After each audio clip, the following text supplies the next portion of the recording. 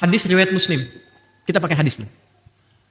Nomor hadis 1977 dari Ummu Salamah radhiyallahu taala anha, Sayyidah Ummu Salamah radhiyallahu taala anha. Ini ada hadis Muslim nih. Nomor hadis 1977. Ya, kita buka dulu ya. Sudah? Alhamdulillah. Allahumma salli ala sayyidina Muhammad sallallahu alaihi wasallam. Oke, ketemu ya. Perhatikan. Subtopik yang ke-7, topik yang ke-25 Kitabul Adhahi.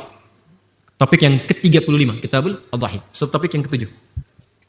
Qala al-musannif rahimahullahu Imamul Muslim, Imamu Muslim, babu nahyin man dakhala alaihi ashru dzil hijjah wa huwa yuridu at-tadhhiyah an ya'khudha min sya'rihi wa aw adharihi syai'an. Subtopik bab yang menerangkan tentang larangan, sunnah hukumnya. Bukan sifatnya haram, tapi sunnah. Larangannya sifatnya sunnah. Siapapun muslim beriman yang sudah memasuki 10 Dzulhijjah, antara 1 sampai tanggal 10, wa huwa yuridu tadhhiyah, sedangkan orang itu ingin berkurban. Ya, menyembelih hewan. Dilarang an ya'khudha min sya'rihi aw adharihi syai'a. Untuk mencukur atau memotong semua rambut yang melekat pada tubuhnya atau kuku yang melekat di jemarinya. Ya ulang ya. Ada larangan dari Nabi SAW yang sifatnya sunnah bagi setiap yang akan berkurban, yang sudah siap hewannya. Jadi bukan hewan belum siap gitu kan. Hewan udah siap, udah kita beli, udah di atas namakan. Bismillah udah siap ya.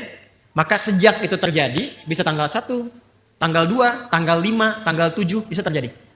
Maka sejak itu terjadi akadnya, maka bab ini berbicara jangan dulu sampai nanti hewan kurbannya disembelih, jangan dulu potong kuku yang melekat di semua jemarinya, baik tangan ataupun kaki, dan rambut yang melekat di tubuhnya dari ujung kepala sampai ujung kakinya. Jelas? Sekarang kita bacakan hadisnya. Ya. Pelan-pelan. Ada tafsirnya di kalangan ibu? Oh, tidak ada yang menafsirkan ya? Kalau gitu saya yang tafsirkan ya. Diam sebentar. Saya dengar tadi ada yang mau tafsirkan di belakang. Bismillahirrahmanirrahim. Qala wa haddatsana Abi Umar al-Makki, haddatsana Sufyan an Abdurrahman ibn Humaid ibn Abdurrahman ibn Auf, sami'a Sa'id bin al-Musayyib. Ini rawinya sampai ke Sa'id bin Musayyib radhiyallahu taala anhu yuhadditsu an Ummi Salamah. Hadisnya dari Ummu Salamah radhiyallahu taala anha.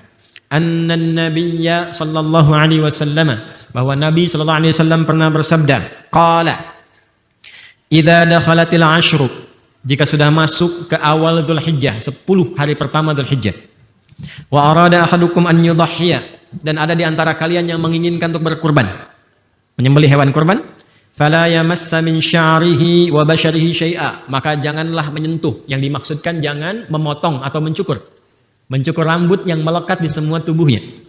Bukan bulu ya, rambut ya. Kalau bulu di hewan, ya, rambut ketiak bukan bulu ketiak. Ya, karena yang melekat pada manusia itu rambut. Jelas? Yang melekat pada hewan bulu. Dan juga kuku yang melekat di jemarinya, atas dan bawah. Sedikit pun kata Nabi jangan sentuh dulu. Qila li Sufyana, ya, disampaikan kepada Imam Sufyan Ats-Tsauri, fa inna ba'dahum la yarfa'uhu qala lakinni arfa'uhu. Baik. Teruskan dulu. Ini yang dimaksudnya apakah hewannya atau orangnya? Ya kan? Ada yang menafsirkan hewannya karena diharapkan jadi tunggangan di akhirat yang enggak berkurang kuku dengan bulunya. Ada yang menafsirkan demikian. Kita hormati. Tapi kalau saya pribadi lebih cenderung kepada orangnya, bukan hewan kurbannya. Jelas ya? Alasannya ada 2. Bahkan 3 dari sudut pandang bahasa. 1, dari asbabul wurud hadis ini. Jadi kalau ngaji Sahih Muslim itu begini. Ada yang pokok, ada yang titik 2 nih di bawahnya. Kelihatan ya kalau dekat ya, titik 2 tuh di dalam kurung. Nah, yang titik 2 ini biasanya menunjukkan peristiwa yang terjadi terkait hadis itu. Ya, atau dikenal dengan sababul wurudnya. Atau syarah dari hadis yang di atasnya. Kenapa Sa'id bin Musayyab radhiyallahu ta'ala anhu meriwayatkan ini dari Ummu Salamah? Karena ada kejadian. Apa kejadiannya? Kita baca di bawahnya. Ya. Perhatikan baik-baik. Titik 3 yang di bawah. Qala wa haddatsani Hasan bin Ali al-Hulwani, haddatsana Abu Usama, haddatsani Muhammad bin Amr, wa haddatsana Amr bin Muslim, Ibnu Hasan al-Laitsi, qala kunna fil hammami qubail al-adha. Ini kisahnya. Jadi ada yang bernama Hasan al-Laitsi dengan teman-temannya itu sedang ada di kamar mandi umum bareng-bareng menjelang Idul Adha. Menjelang Idul Adha. Kalau kita yang mau masuk tanggal 10 lah, dekat-dekat ke Idul Adha ya, bisa 8 bisa 9 karena Qubail itu mendekati. Kemudian apa yang terjadi? Fattala fihi nasun faqala ba'dhum alul hammami inna Sa'id bin al-Musayyab yaqra'u hadha aw yanha anhu. Maka sebagian orang-orang pada masa itu yang sedang bersih-bersih itu di kamar mandi umum, itu ada yang mencukur sebagian dari rambutnya yang melekat di dirinya itu. Fattala itu bisa menghiasi, bisa merapikan, nyukur. Maka kelihatan sama yang lain. Begitu yang lain kelihatan, melihat dan ingat hadis ini dari Ibnu Musayyab, maka disampaikan. Apa disampaikannya? Fadzakartu dzalika lahu. Kemudian falaqitu Sa'id bin Musayyab fadzakartu dzalika lahu. Maka aku mengonfirmasi lagi ke Sa'id bin Musayyab, ini benar enggak yang dimaksud itu hewannya apa orangnya? Kenapa dia motong? Padahal dia mau nyembelih besoknya. Maka ketika dikonsultasikan pada Sa'id bin Musayyab, apa jawabannya? Kata beliau, "Ya ibna akhi, hadza haditsun qad nusiya wa turika." Kemudian haddatsatni Ummu Salamah zaujun Nabi sallallahu alaihi wasallam qalat qala Rasulullah sallallahu alaihi wasallam bima'na hadits Muadzin an Muhammad bin Amr. Maka setelah itu apa komen Sa'id bin Musayyab? Kata beliau, "Ya akhi, saudaraku, makna hadis ini sekarang banyak yang lupa sehingga meninggalkan tuntunannya." Jadi dikomentari oleh beliau itu dalam bahasa halusnya itu nggak tepat dipotong itu, jangan dulu dipotong. Ya, jangan dicukur dulu, kuku jangan dulu dipotong, rambut jangan dicukur dulu. Kenapa? Karena ada hadis dari Ummu Salamah radhiyallahu taala anha, hadisnya begini. Maka disebutkan lagi hadis yang tadi. Jadi ini konfirmasi yang dimaksudkan jangan dulu potong kuku atau mencukur rambut yang melekat di tubuh pelaku kurbannya. Orangnya bukan hewannya. Jelas? Walaupun dalam konteks ini tetap menghormati yang memahami pada hewannya. Paham? Satu. Kedua, kalau kita baca syarah yang lain, di kitab yang lain, maka apa hikmahnya nggak potong kuku dulu, nggak cukur rambut dulu, supaya yang berkurban itu sama-sama nilainya disamakan dengan orang yang sedang menggunakan pakaian ihram dalam wukuf hajinya di Arafah. Kalau sudah pakai pakaian ihram boleh gunting kuku nggak? Nggak. Cukur rambut boleh nggak? Nggak. Maka apa yang berlaku bagi yang haji di sana, esensinya bisa didapatkan oleh orang yang ada di sini yang tidak berhaji. Salah satunya karena itu kenapa ibadahnya digunakan dengan menggunakan kata kurban. Kurban itu proses mendekat kepada Allah. Jadi disamakan yang di sana mendekat kepada Allah, yang di sini mendekat kepada Allah. Nabi itu tahu nggak semua umatnya bisa berangkat haji. Karena itu diberi kesempatan. Kalaupun nggak sempat untuk haji, maka lakukan amalan yang esensinya bisa mendapati yang sama didapati oleh orang yang wukuf di sana. Kalau di sana pakai pakaian ihram, di sini kurban. Ya kan? Sama-sama kurban, sembelih. Berlaku hukumnya, di sana nggak boleh potong kuku, sini jangan potong kuku dulu. Di sana jangan potong rambut, sini jangan potong rambut dulu. Jelas sampai sini? Maka diharapkan baik yang kurban di sini atau kurban di sana dalam bentuk wukuf sama-sama membangun kedekatan kepada Allah Subhanahu wa taala. Jelas? Sekarang Ustadz, saya haji belum bisa melakukan. Bayar sudah, visa nggak keluar misalnya. Atau belum bayar, visa juga keluar. Nggak mungkin, itu memang pasti gitu ya. Belum bisa berangkat intinya. Tapi kurban pun belum punya kemampuan. Maka apa yang terjadi? Amalan ketiga. Kata Nabi, tunaikan puasa. Siyamu yaumi Arafah. Yaumnya menunjuk kepada waktu, Arafahnya menunjuk kepada momentum yang dikerjakan di Arafah oleh orang-orang yang haji. Kalau yaumnya berarti menunjuk kepada waktu, tanggal 9. Jelas ya? Dikerjakannya tanggal 9. Tapi saat menunaikan di tanggal 9 itu jangan cuma menahan lapar dan haus. Kalau seperti itu, cuma puasa biasa, tahan lapar, tahan haus, tahan seksual. Itu biasa. Kerjakan puasanya seperti orang wukuf di Arafah. Apa yang dikerjakan orang wukuf itu? Dia banyak bermuhasabah. Dia banyak mengoreksi diri. Dia banyak mengenal kekurangan dirinya, makanya disebut wukuf Arafah. Dia kenali kekurangan dirinya. Dia kenali Allah yang selama ini belum dekat dengan Allah. Jadi puasa yang dikerjakan itu sambil koreksi diri. Dosa apa yang selama ini dilakukan. Karena itu bersamaan dengan itu yang kurban lewat hewan. Bisa juga sambil puasa. Yang tidak kurban bisa puasa. Yang haji lewat wukuf. Maka puncaknya ketika selesai wukuf itu. Kan ke Muzdalifah kan yang haji. Dia membawa kemudian kerikil 7 buah. Untuk dilontar dalam jumrah ke Aqabah. Begitu dia melontar, yang dilontar itu kan hasil renungannya tanggal 9. Saya ini sifat buruknya begini, kurang baiknya begini, kurang dekat dengan Allahnya seperti ini. Dia berharap semua sifat itu dilontar sehingga ketika dilontar hilang itu dalam dirinya. Dan pulang menjadi lebih baik. Maka dia katakan Bismillahi Allahu Akbar, lontar. Bismillahi Allahu Akbar, lontar. Setelah selesai dia wukuf di Arafah, dia pindah ke Muzdalifah, dia berzikir. Saat kita selesai dengan Arafah itu, kita puasa tanggal 9, bukankah sama-sama kita zikir? Ya kan? Maghribnya kita zikir Allahu Akbar, Allahu Akbar, Allahu Akbar. Tanggal 10 di sana melontar, tanggal 10 di sini menyembelih. Dan bacaannya sama, di sana Bismillahi Allahu Akbar, di sini Bismillahi Allahu Akbar. Di sana menghilangkan sifat-sifat buruk. Sifat buruk itu dalam bahasa Quran munculnya dari sifat fujur. Fujur itu nama lain dari nafsu. Nafsu itu sifat hewani. Lawannya takwa. Takwa sifat malaikat. Jadi kita itu ada sifat hewani, ada sifat malaikat. Maka kita harus mengekang, mengendalikan sifat hewani supaya sifat takwanya muncul. Maka yang di sana dilakukan lewat wukuf, yang di sini digambarkan lewat menyembelih hewan. Maka dengan harapan ketika disembelih itu bukan cuma disembelih. Bismillahirrahmanirrahim. Puncit, puncit, puncit. Bukan begitu. Bukan. Bismillahirrahmanirrahim. Rasakan dengan mengalirnya darah itu, maka mengalir pula sifat-sifat hewani kita yang cenderung mengajak kepada perilaku yang buruk. Turunlah kemudian ayat itu yang sangat viral. La yanalallaha luhumuha wala dima'uha walakin lanaluhut taqwa minkum. Perhatikan kalimat akhirnya. Walakin yanaluhut taqwa minkum. Yang sampai kepada Allah itu bukan dagingnya, bukan darahnya, tapi yang diterima oleh Allah ketakwaannya. Maksudnya apa? Ketika dialirkan darah itu, makanya disebut mina tempatnya, mengalir darah. Ketika dialirkan itu sifat jeleknya hilang, hewaninya hilang, maka muncullah takwanya. Maka yang di sana mendapatkan sifat baik, yang di sini mendapatkan sifat baik. Sama-samalah kemudian bertakbir semuanya. Setelah di sana lontar menghadap ke kiblat, setelah menyembelih menghadap ke kiblat. Apa doanya? Doanya sama. Inni wajjahtu wajhiya lilladzi fataras samawati wal arda hanifan musliman wa ma ana minal musyrikin. Inna salati wa nusuki wa mahyaya wa mamati lillahi rabbil la syarika lahu wa bidzalika umirtu wa ana minal, bisa wa ana awwalul muslimin, bisa wa ana minal muslimin.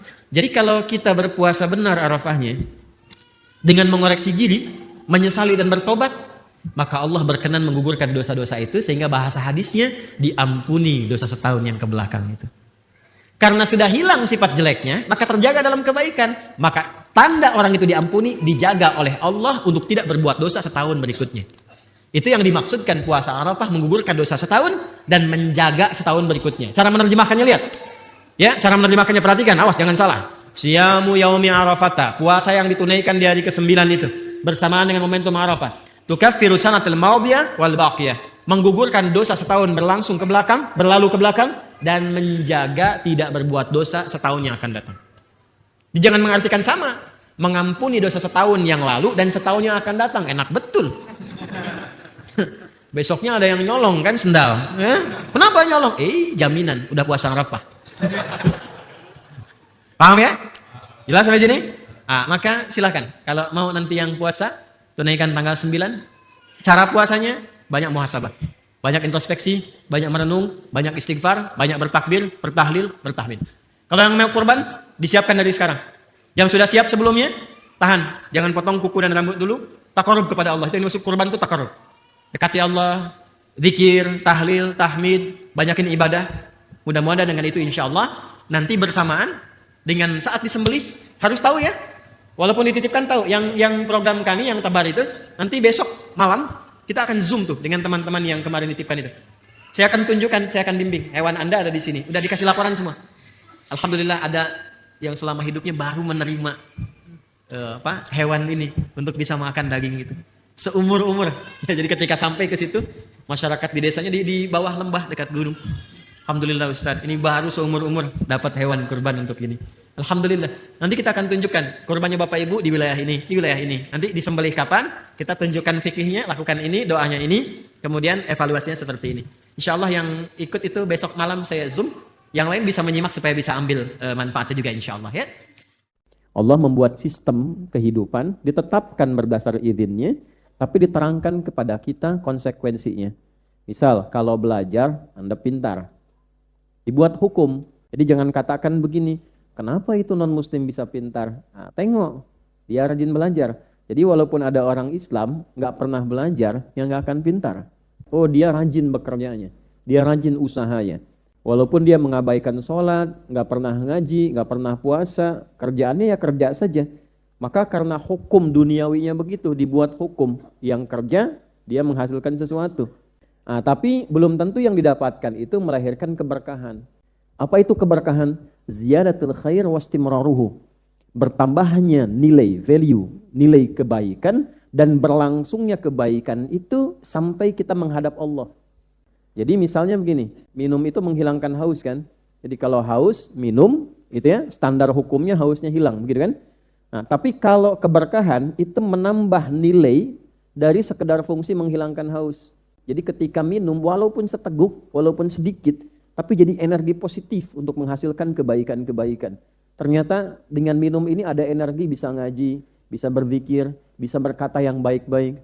Ada orang minumnya banyak, tapi tidak merubah katanya, tidak merubah lisannya untuk bisa mengeluarkan kata-kata yang positif. Kata-katanya tetap kotor, kata-katanya tetap jorok, kata-katanya tetap kasar, walaupun minumannya elit mungkin, minumannya mahal. Ya? Nah ini yang membedakan antara sesuatu yang kita raih secara kuantitas dengan sesuatu yang dihasilkan dengan kualitas. Itulah berkah namanya. Nah iman itu memberikan berkah pada segala yang diraih. Apakah ilmunya berkah enggak? Rumah tangganya berkah enggak? Nah, maka dicek, kalau di rumah tangga kurang ada keberkahan, maka coba dicek suami. Cara mencari nafkahnya mungkin belum ada iman di dalamnya. Baru sekedar pencarian saja dengan kuantitas. Yang penting kumpulkan tabungan jadi banyak. Tapi banyak itu tidak membawa sakinah.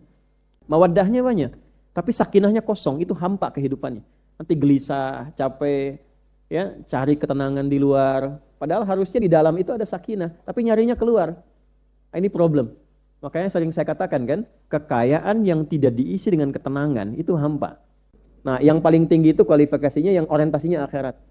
Dia bekerja dunia, tapi parameternya untuk akhiratnya. Kalau sudah seperti itu, jaminannya dari Allah langsung. Ulaika ala hudam, Allah yang perhatikan, Allah yang rawat, Allah yang antarkan. Nggak pusing nanti. Masalah rizki, gitu kan? Masalah pengetahuan. Nggak banyak persoalan. Masalah tetap ada, tapi diringankan oleh Allah sebelum mengalaminya.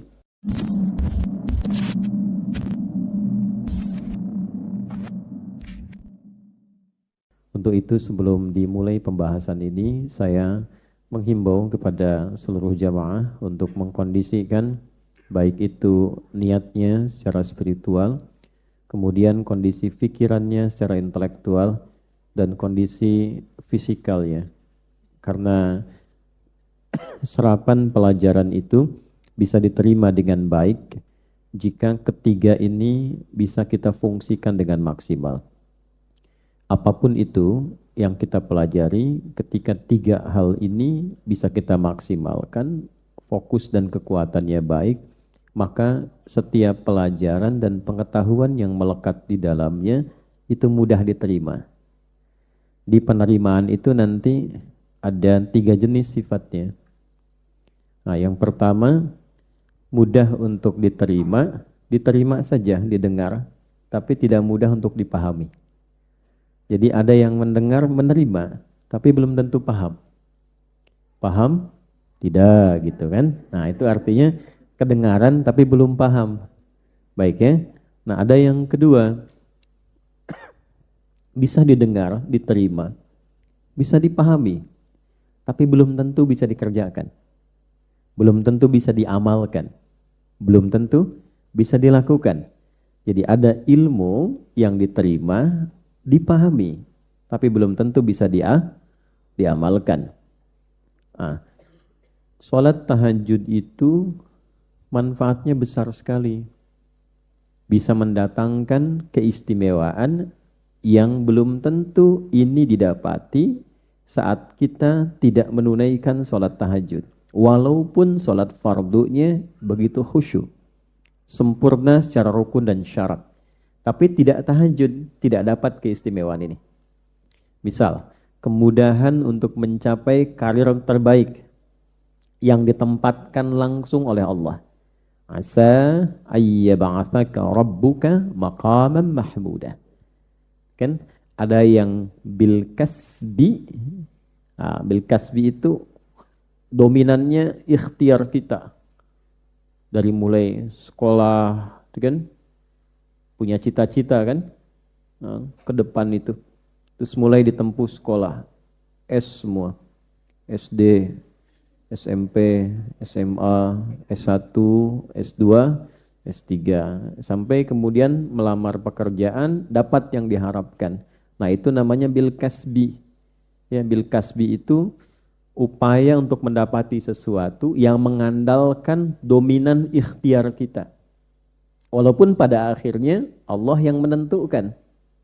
Tapi hukum itu Allah buat, nanti ada hukum yang dibuat namanya sunnatullahi fil kaun.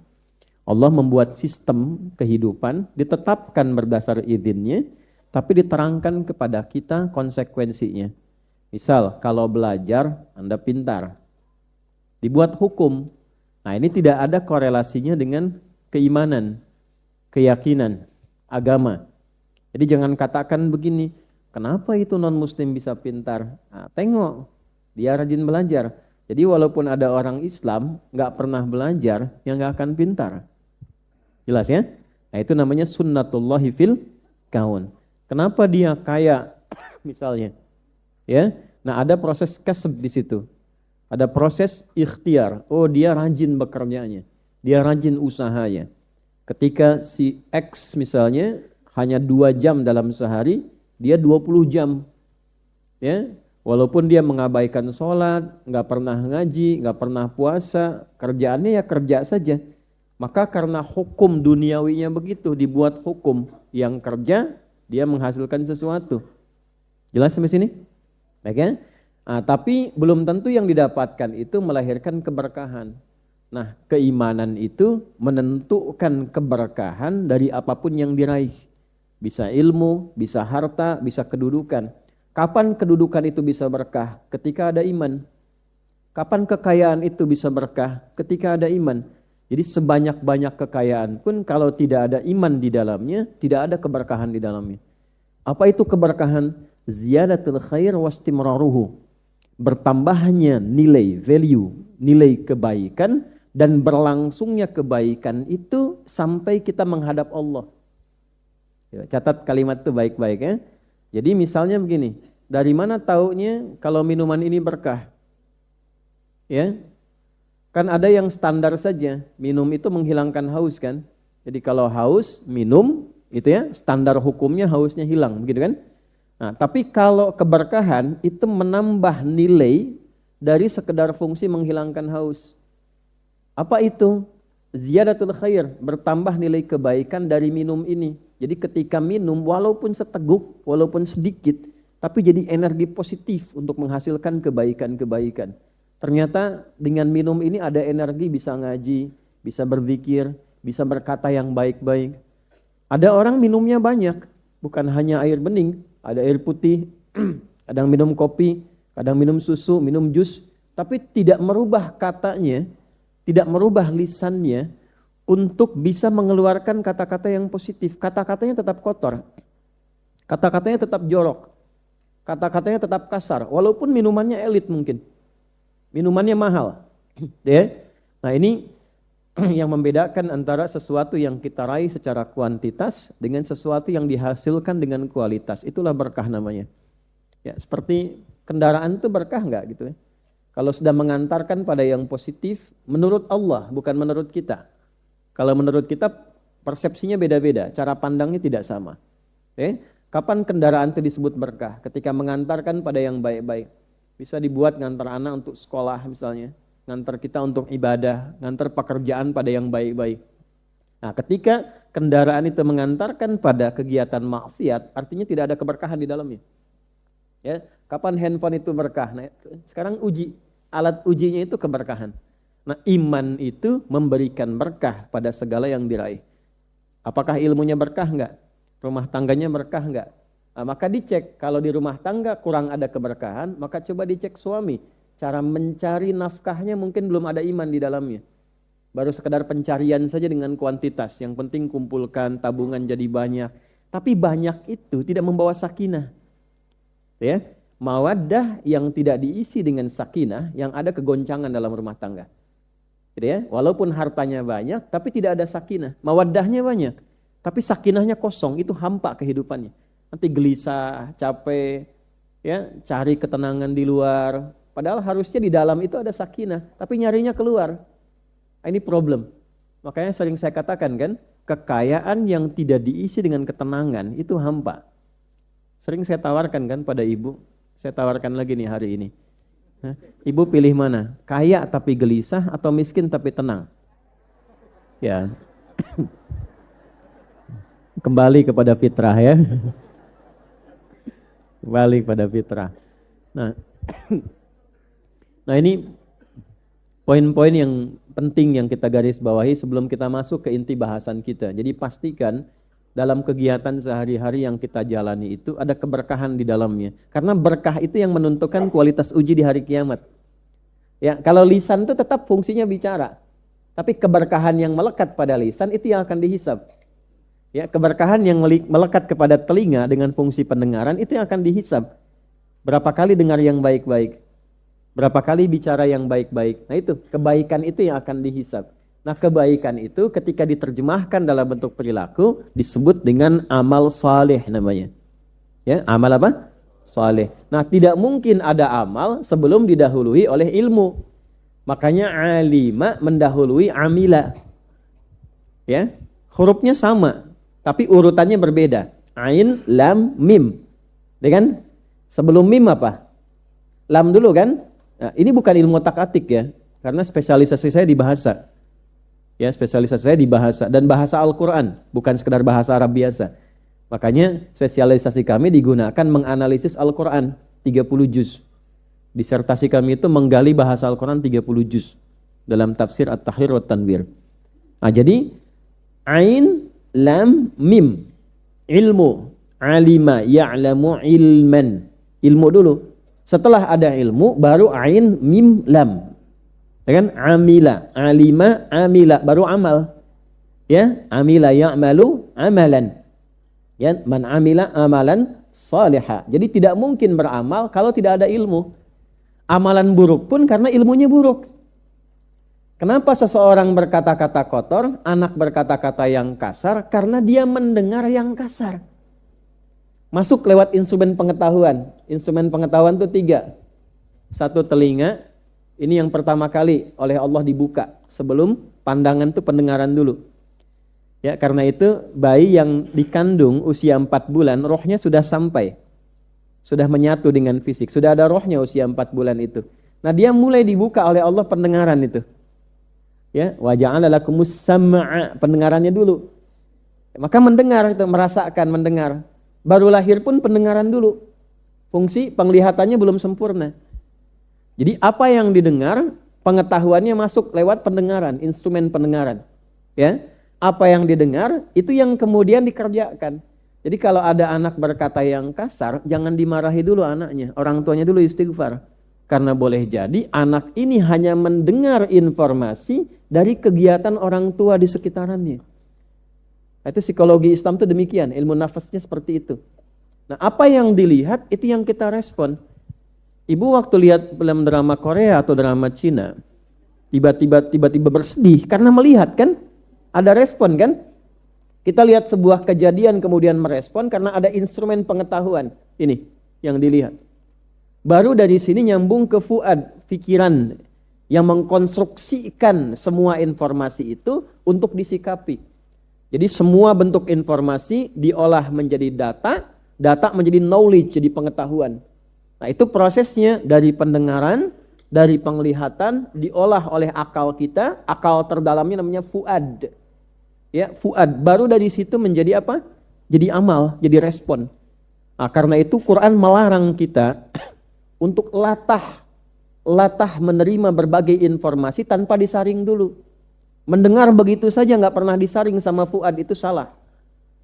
Ya, hati-hati. Melihat begitu saja langsung direspon. Ya, lihat status orang, respon, komen gitu. Padahal nggak tahu yang dibuat status itu entah benar entah salah. Dengar informasi langsung respon gitu.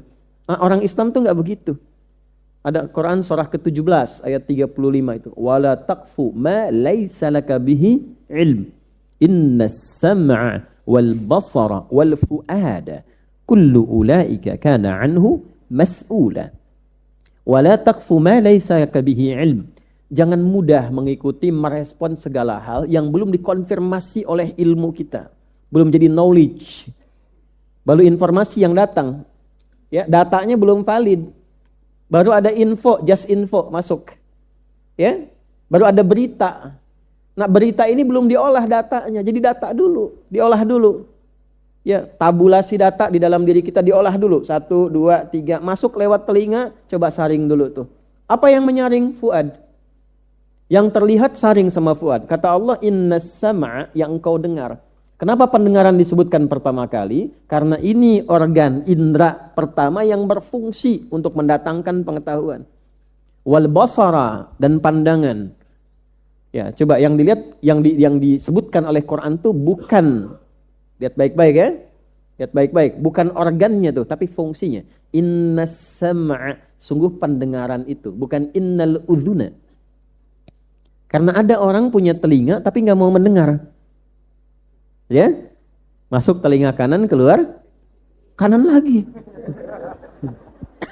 Kalau kiri masih bisa lewat tuh, keluar kanan lagi nggak mau dengar. Ada yang begitu tuh. Ya.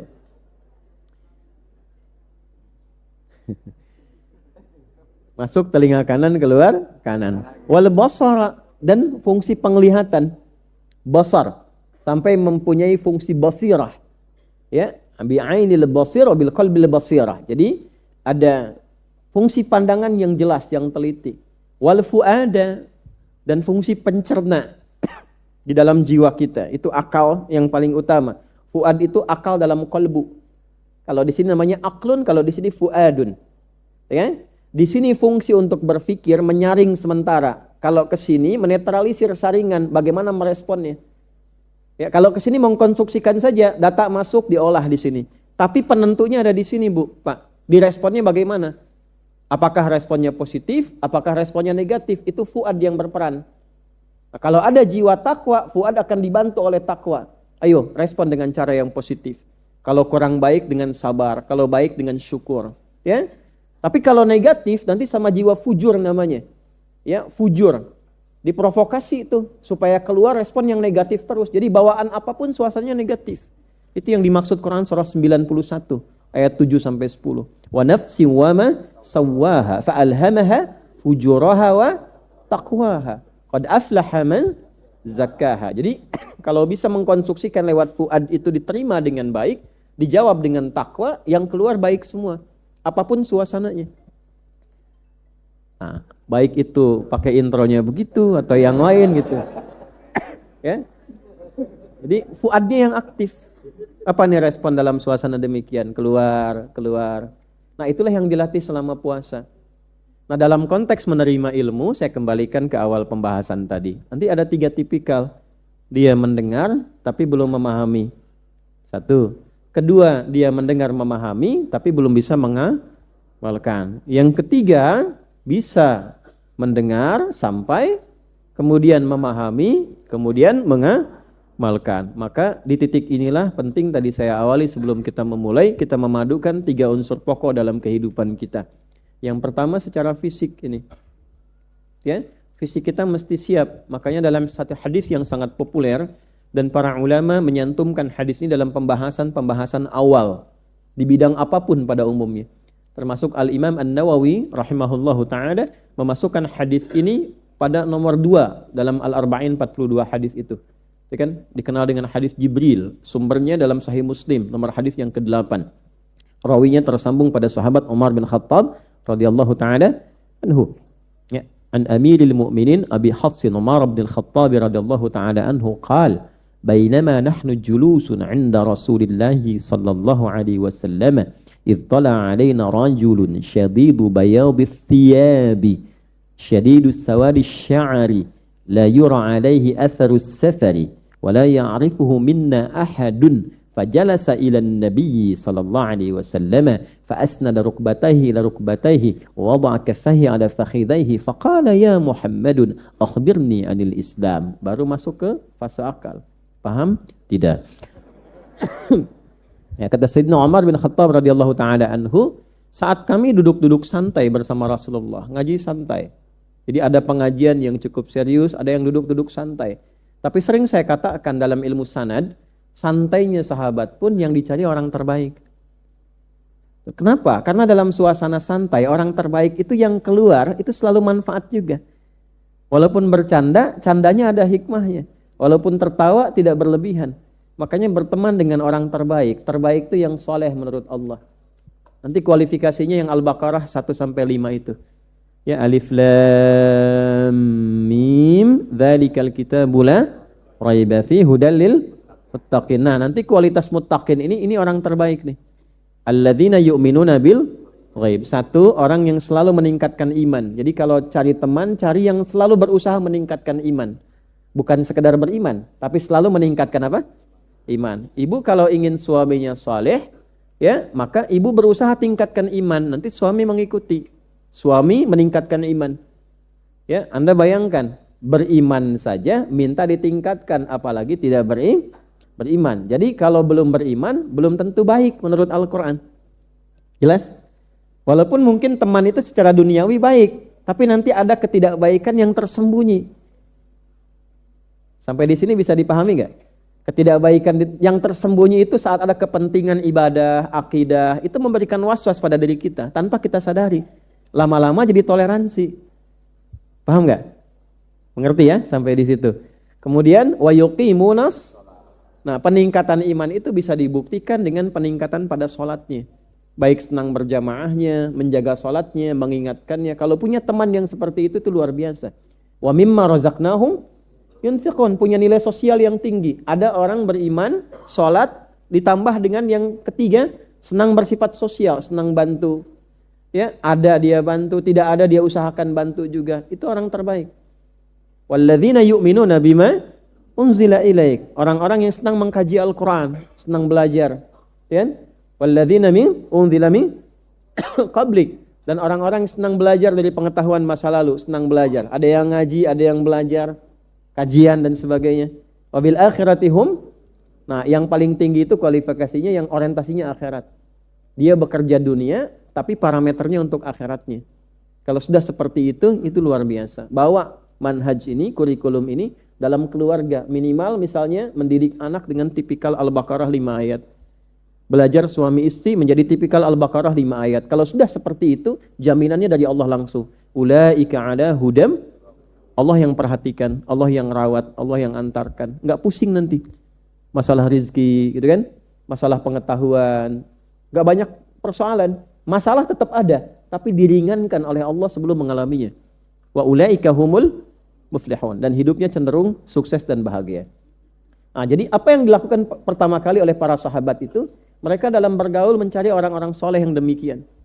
Sehingga bercandanya pun baik. Teman-teman yang masih kuliah, ya, cari teman-teman yang baik, cari dosen yang baik.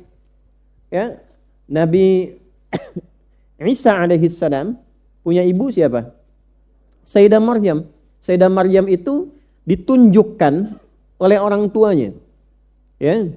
Orang tuanya siapa? Imran alaihissalam dengan Hannah, gitu kan? Kemudian Imran meninggal sebelum Maryam itu terlahir. Tapi sudah punya komitmen kedua orang tua ini. Siapa yang dicarikan guru untuk merawat Maryam itu, mendidiknya? Sayyidina Zakaria alaihissalam. Beliau bukan hanya pintar, tapi soleh. Ya, ada soleh yang kurang pintar, ada pintar yang kurang soleh. Cari yang pintar dan soleh. Nah, cari sekolah begitu, Bu.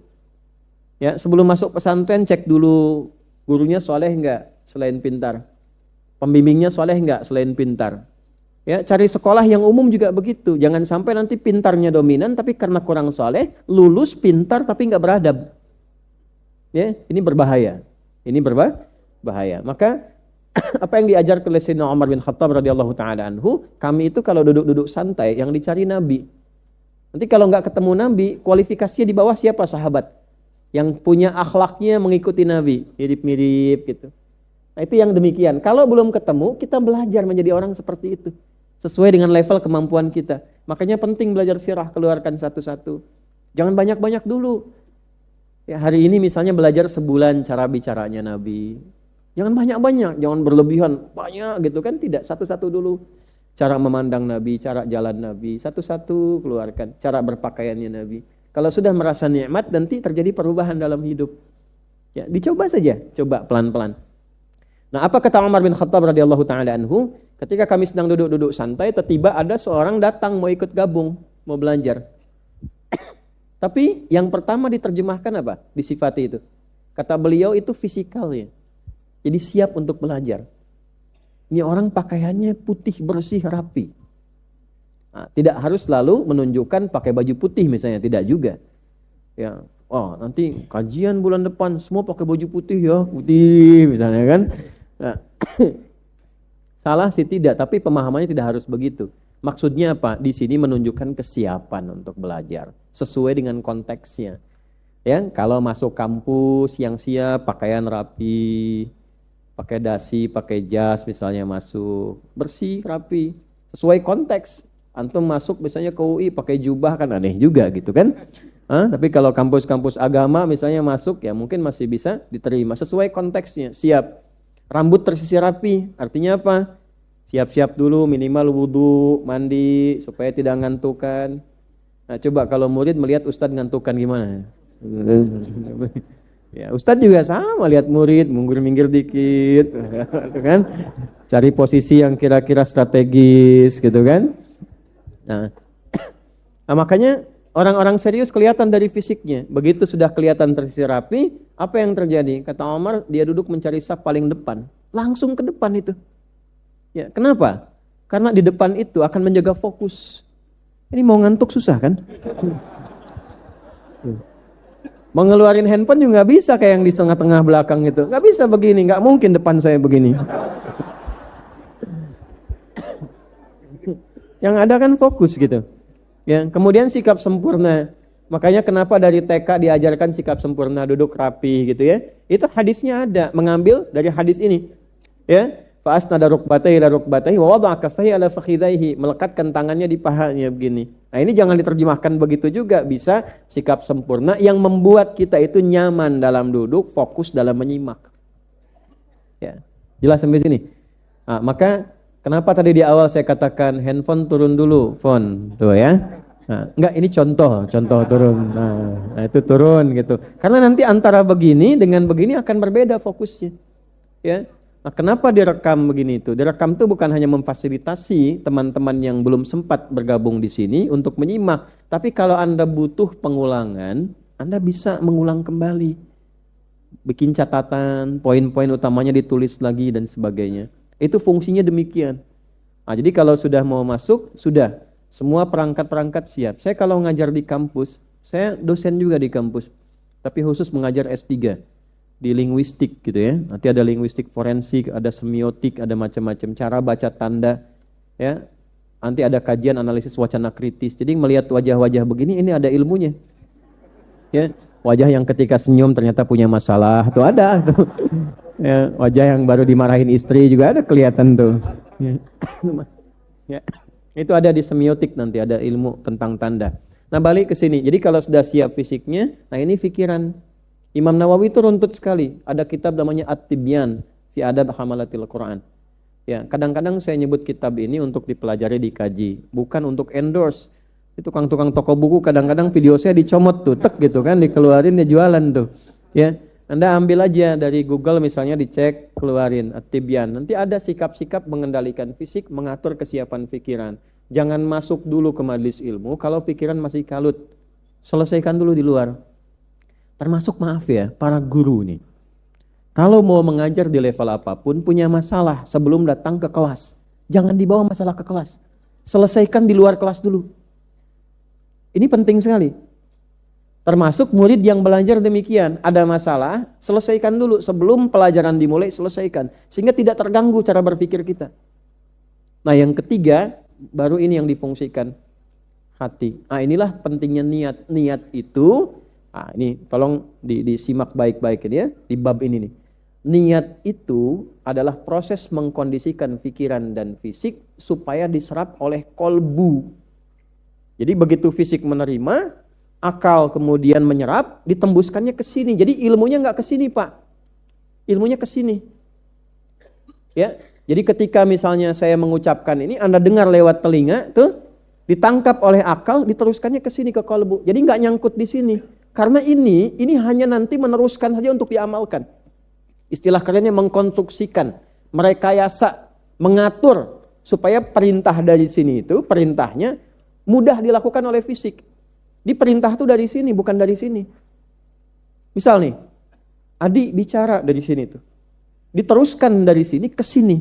Di sini diteruskan ke lisan cepat. Ya. Tapi prosesnya demikian indahnya Allah mencipta itu cepat sekali sepersekian detik. Yang jadi pertanyaan itu perintah bicaranya dari takwa atau dari nafsu. Kalau dari takwa akan keluar kata-kata dan kosakata yang dibentuk akan menjadi baik sehingga nyaman untuk diterima. Tapi kalau dari nafsu yang keluar substansinya sama, cuma caranya berbeda, kesannya tidak akan sama. Contoh nih misalnya dari nafsu tuh, oi yang rekam tuh, turunin. Nah, nggak enak kan Bu ya? Nggak enak, nggak akan nyaman. Tapi ketika takwa yang muncul, Masya Allah, gitu kan? Bapak Ibu sekalian mari fokus, rekaman sudah ada di sini, handphone turun dulu. Enak keterimanya kan? Tanpa harus nunjuk, woi ini masih rekam misalnya kan? Nah, nggak akan nyaman. Nah itu bedanya. Nah ini kadang-kadang simpel Bu, tapi sering kejadian di rumah, antara orang tua dengan anak, antara suami dengan istri, di institusi, di kantor dan sebagainya. Nah itu akan diproses lewat ilmu, dikerjakan lewat amal.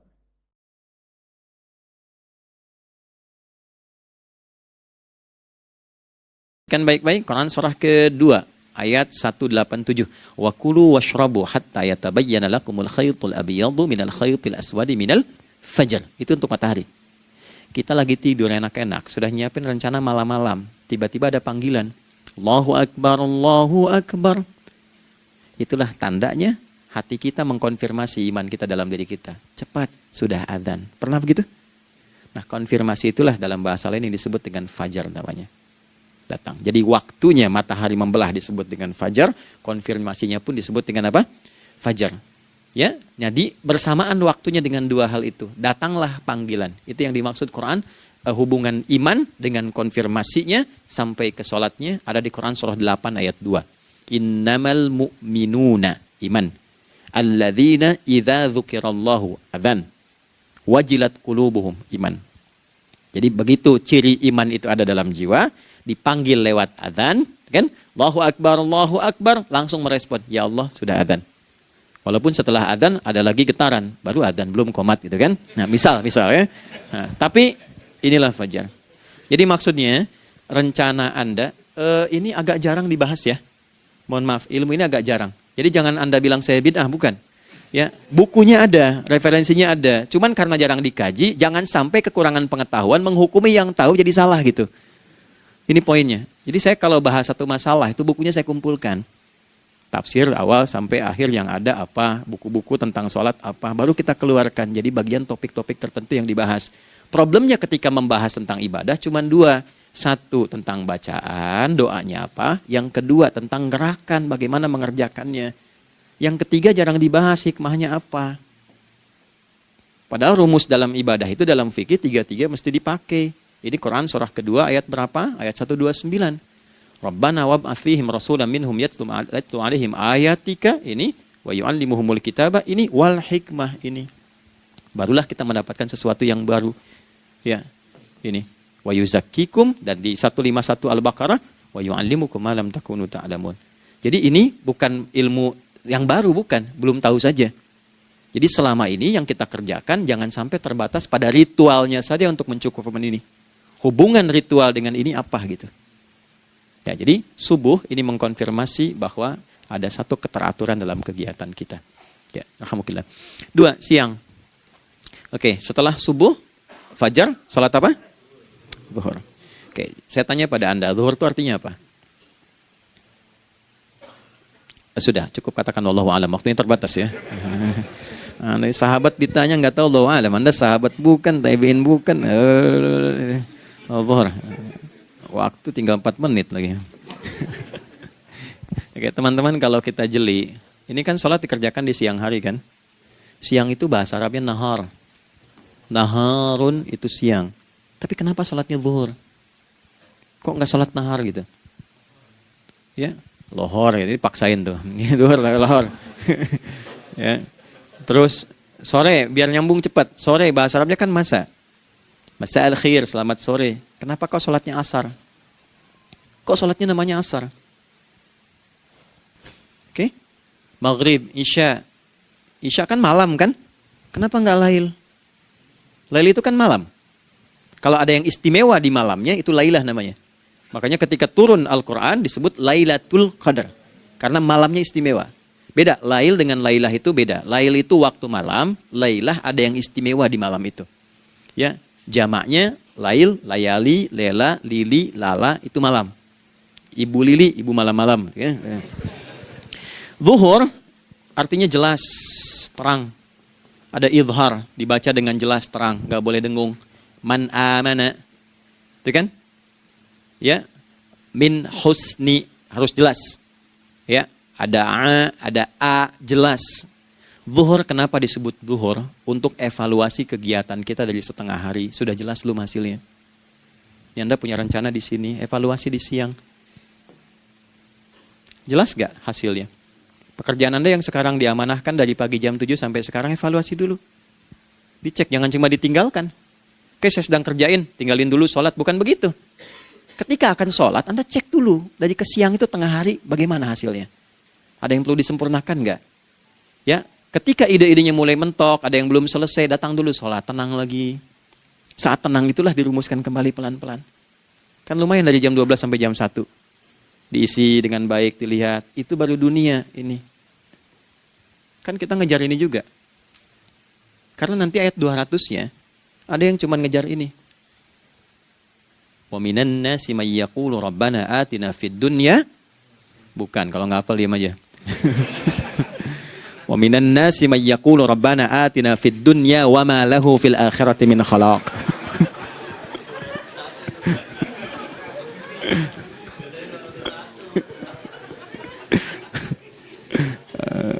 Paham kan?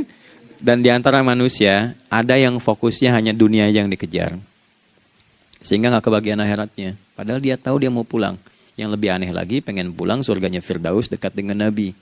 Tapi tiap hari dikerjakan dunia, dunia lagi, berangkat gelap, pulang gelap, terus meninggal gelap juga. Kan repot. Nah, maka mesti investasi kan? Anda kalau tugas keluar kan, apalagi keluar negeri kan hukumnya beda. Bekalnya pun tidak sama. Anda tugas ke Amerika, mata uangnya sudah beda, hukumnya sudah beda. Terus pengen pindah ke alam barzah, pengen hukumnya sama dengan dunia, mustahil. Ya, makanya dimensinya beda, keadaannya tidak sama. Baju yang dipakai kan beda. Barang-barangnya nggak sama. Makanya disebut telah meninggal dunia, meninggalkan semua yang melekat pada dunia. Pindah ke alam lain, persiapan menuju titik akhir yang tidak ada ujungnya lagi. Nggak ada pembuka lagi. Jadi sudah ujung begini, nggak ada ruang lagi yang lain. Itu akhirat namanya. Makanya di sini cuma 2 pilihannya. Kalau nggak ke surga, nah itu ya. Apa investasi yang ada di sini? Maka siang itu dicek dulu, pekerjaan jadi ibadah nggak? Tadi niatin ibadah nggak waktu berangkat dari rumah? Kan? Waktu ngetik, waktu ngerjain di kantor, jadi ibadah nggak? Kalau ibadah, Anda nggak mungkin berbuat kriminal. Anda nggak mungkin berbuat maksiat, nggak mungkin nipu, nggak mungkin nyogok, nggak mungkin korupsi. Kan lagi ibadah, nggak mungkin curang. Kan lagi ibadah. Anta budallaha ka'annaka tarah. Anda itu mengerjakan segala hal sebagai ibadah, merasa diawasi Allah. Fa in lam takun tarah fa innahu yarah. Kalaupun Anda merasa nggak melihatnya, Anda yakin Anda dilihat. Itulah kerja pakai iman, maka ini di bawah akidahnya. Jangan ditinggalkan. Nah, inilah yang selama ini kita butuhkan. Ya. Inilah yang melahirkan nilai etik, makanya adanya dalam jiwa. Takwa itu kan dalam jiwa, melahirkan etos. Etos mendorong kepada logos, logos melahirkan patos, kepantasan dalam bekerja. Jadi Anda sekuat apapun ilmunya, kalau nggak punya etos, itu rusak. Jadi tidak cukup akal sehat. Jiwa yang sehat itu lebih penting. Banyak orang akalnya sehat. Ingat, akal itu tidak memberikan perintah. Dia hanya merumuskan satu instruksi dalam jiwa supaya mudah dilakukan dan dieksekusi oleh fisik. Jadi akal yang sehat itu seberapa